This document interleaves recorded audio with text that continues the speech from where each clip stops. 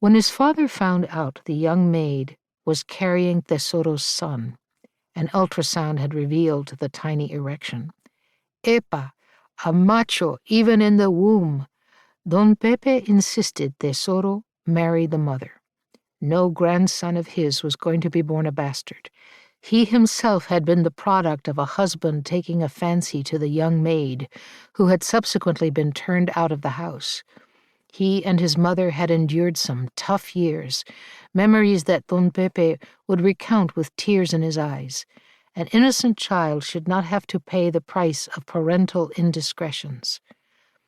Once the baby was born, Tesoro could do whatever he wanted: divorce the mother, go off to Nueva York, overstay his visitor's visa, marry a gringa, sire babies who couldn't tolerate the hot sun or speak the mother tongue.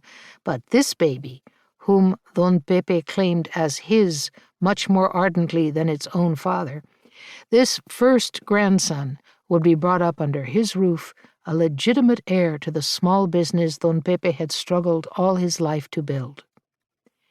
For years, Don Pepe had hoped and prayed for grandchildren.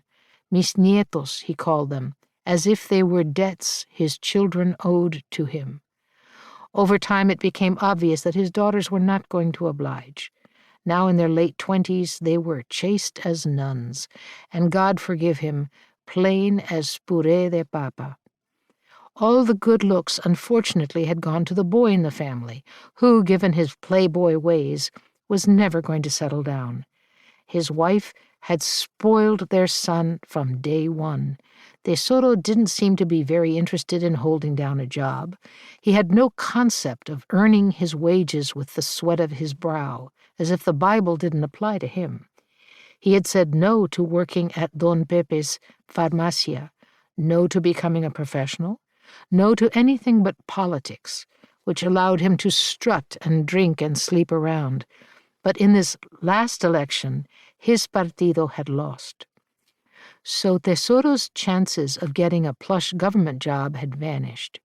El Norte was probably the best option. Maybe the gringos would settle him down.